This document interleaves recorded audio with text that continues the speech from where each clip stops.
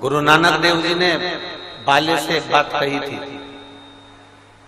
गुरु नानक देव जी बाले से कहते हैं, बाले परमात्मा को पाने का सबसे सुंदर तरीका है कि उस रब की तुम सेवा नहीं कर सकते तो संसार में जो मनुष्य नजर आ रहे हैं, जो जीव नजर आ रहे हैं, इनकी सेवा करो, इसमें भी रब बसता है, वो नजर आ रहा है,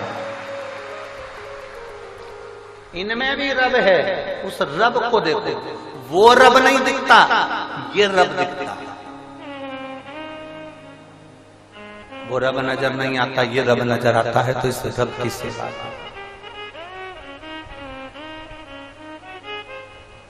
आप लोग एक भजन गुनगुनाते थे, आप लोग एक भजन का स्मरण करते थे कि उस भजन को आप स्मरण बार बार करते रहे कि कभी प्यासे को पानी पिलाया नहीं, बाद अमृत पिलाने से क्या फायदा। कभी गिरते हुए को उठाया नहीं, बाद आंसू बहाने से क्या, उसका लाभ क्या।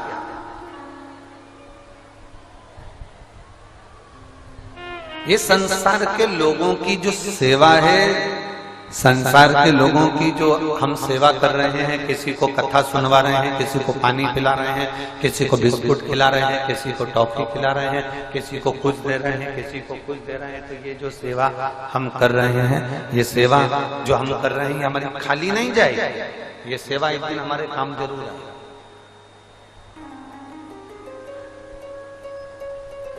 पूरी रात से जितने पंडाल हैं, 7 पंडाल जो लगे हुए हैं तारा बाबा की कुटिया में, और लोग रोडों पर बैठे हुए हैं, पूरी रात आप लोगों को ऐसे बैठे बैठे हो गई। पूरी रात केवल वहीं की वहीं टिकली है, उठ गए, कथा सुन ली, पूरी रात हो गई, पूरी रात।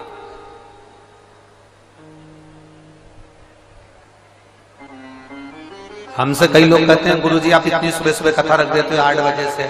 वो तो गोपाल जी ने ये कथा सुबह 9 बजे से करवा दी, गोविंद जी ने, तो 9 बजे से। हमसे कहते हैं गुरुजी आप 8 बजे से कथा रख देते हो, इतनी सुबह से कथा। हम उनसे कहते हैं कथा विराम के एक दिन पहले की जो रात्रि है, हम उसको कथा की शिवरात्रि कहते हैं।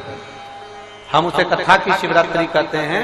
और उस कथा की शिवरात्रि के दिन रात भर लोग आते हैं, जागते हैं, आते हैं, जागते हैं, आते हैं।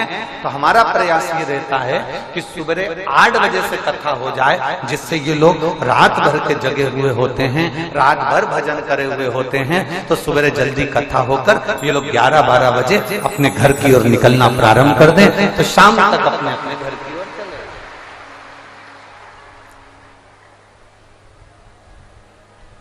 अब कथा अगर लेट होती है ना, तो ये अपना जगह एक तो छूट गई, तो फिर मिलना मुश्किल। अब वो रात भर की जगह संभाल के बैठी, और 8 बजे कथा है ना, तो वो इंतजार करती थी। बस सुबह की 5 बज गई, 6 बज गई, 7 बज गई, और बस 8 बज गई, 9 बजे कथा प्रारंभ होगी, तो जगह संभाली हुई है। और मालूम पड़े यही कथा 1-2 बजे हो रही है, तो फिर वो बेचारी लगी थी, रात भर से जगह संभाल के बैठी थी, इसमें कहती कि धापों की बाई आ गई,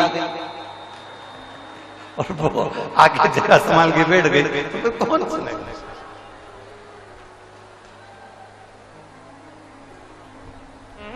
आवाज नहीं आ रही है,